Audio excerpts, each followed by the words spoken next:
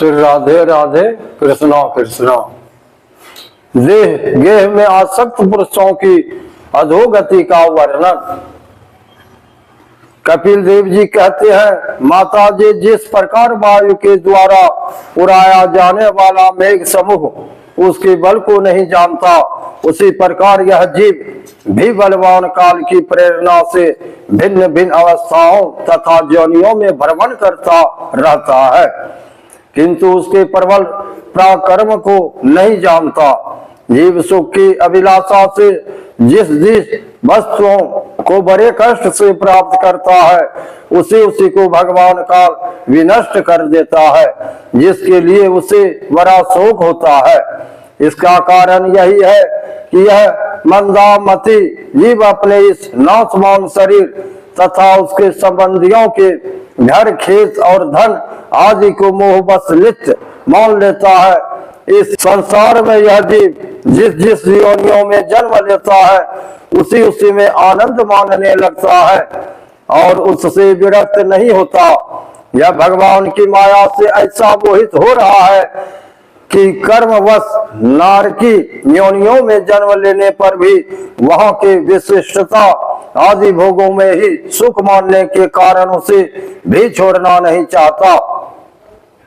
यह मूर्ख अपने शरीर, स्त्री, पुत्र, गृह, पशु, धन और बंधु बांधवों में अत्यंत आसक्त होकर उनके संबंध में नाना प्रकार के मनोरथ करता हुआ अपने की बड़ा भाग्यशाली समझता है।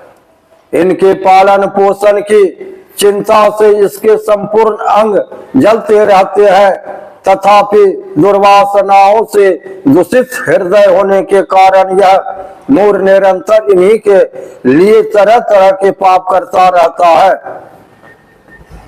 कुलता स्त्रियों के द्वारा एकांत में संभोग आदि के समय प्रदर्शित किए हुए कटपूर्ण प्रेम में तथा बालकों की मीठी मीठी बातों में मन और इंद्रियों के फंस जाने से ग्रस्त पुरुष घर के दुख प्रधान कपट पूर्ण कर्मों में लिप्त हो जाता है।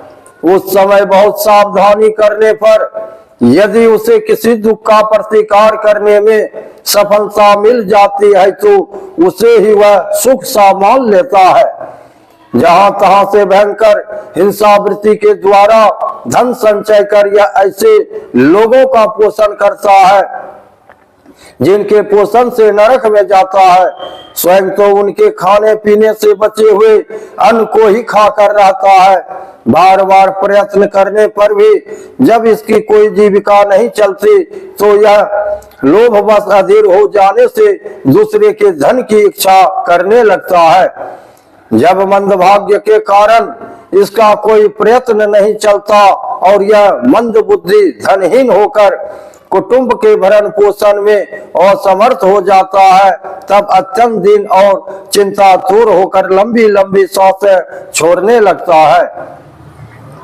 इसे अपने पालन पोषण में असमर्थ देखकर वे स्त्री पुत्र आदि इसका पहले के समान आदर नहीं करते। जैसे कृपण किसान बूढ़े बैल की उपेक्षा कर देते हैं, फिर भी इसे वैराग नहीं होता। जिन्हें उसने स्वयं पाला था वे ही अब उसका पालन करते हैं। वृद्धावस्था के कारण इसका रूप बिगड़ जाता है, शरीर रोगी हो जाता है, अग्नि मंद पड़ जाती है, भोजन और पुरुषार्थ दोनों ही कम हो जाते हैं। वह मरणोन्मुख होकर घर में पड़ा रहता है और कुत्ते की भांति स्त्री पुत्र आदि के अपमान पूर्वक दिए हुए टुकड़े खाकर जीवन निर्वाह करता है। मृत्यु का समय निकट आने पर वायु के उत्कर्वण से इसकी पुतलियां चढ़ जाती है, श्वास प्रश्वास की नलिकाएं कब से रुक जाती है, खांसने और सांस लेने में भी इसे बड़ा कष्ट होता है तथा कफ भर जाने के कारण कंठ में घुरघुराहट होने लगती है। यह अपने शोकातुर बंधु बांधवों से घिरा हुआ पड़ा रहता है और मृत्यु पास के वशीभूत हो जाने से उनके बुलाने पर भी नहीं बोल सकता। इस प्रकार जो मूल पुरुष इंद्रियों को नो जीत कर निरंतर कुटुंब पोषण में ही लगा रहता है, वह रोते हुए स्वजनों के बीच अत्यंत वेदना से अचेत होकर मृत्यु को प्राप्त होता है। इस अवसर पर उसे लेने के लिए अति भयंकर और रोष युक्त नेत्रों वाले जो दो यमदूत आते हैं, उन्हें देखकर वह भय के कारण मलमूत्र कर देता है। वे यमदूत उसे यातना देह में डाल देते हैं और फिर जिस प्रकार सिपाही किसी अपराधी को ले जाते हैं, उसी प्रकार उसके गले में रस्सी बांधकर बलात् यमलोक की लंबी यात्रा में उसे ले जाते हैं। उनकी घुर्कियों से उसका हृदय फटने और शरीर कांपने लगता है।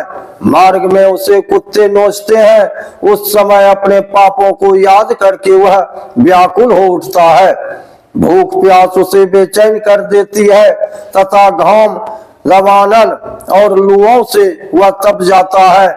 ऐसी अवस्था में जल और विश्राम स्थान से रहित उस तप्त बालुकामय मार्ग में जब उसे एक पग आगे बढ़ने की भी शक्ति नहीं रहती, यमदूत उसकी पीठ पर कोरे बरसाते हैं, तब बड़े बड़े कष्ट से उसे चलना ही पड़ता है।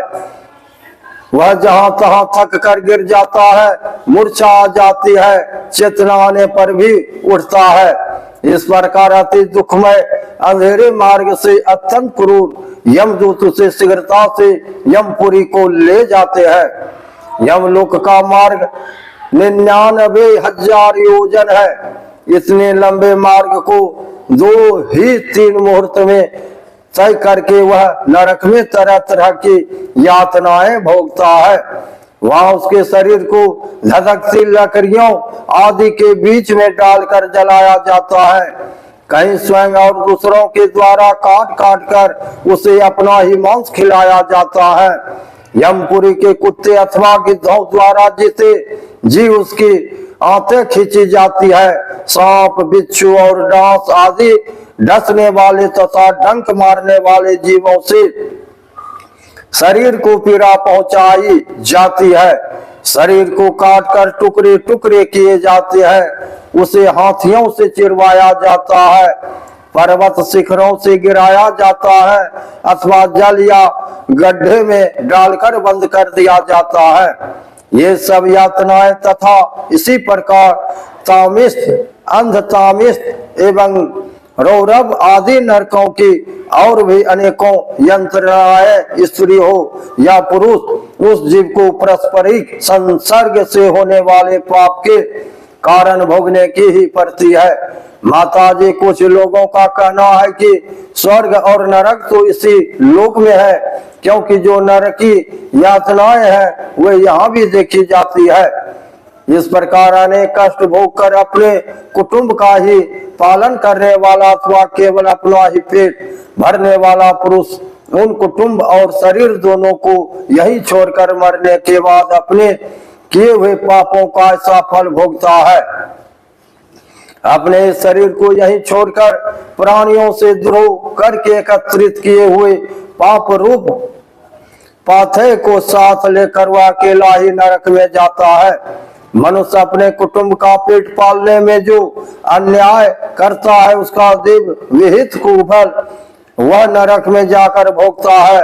उस समय वह ऐसा व्याकुल होता है मानो उसका सर्वस्व लूट गया हो। जो पुरुष मेरी पाप की कमाई से ही अपने परिवार का पालन करने में व्यस्त रहता है, वह अंधतामिष्ट नरक में जाता है, जो नरकों में चरम सीमा का कष्टप्रद स्थान है। मनुष्य जन्म मिलने के पूर्व जितने भी यातनाएं हैं तथा शुकर कुकरादि योनियों के जितने कष्ट हैं उन सब को कर्मशः भोग कर शुद्ध हो जाने पर वह फिर मनुष्य योनि में जन्म लेता है।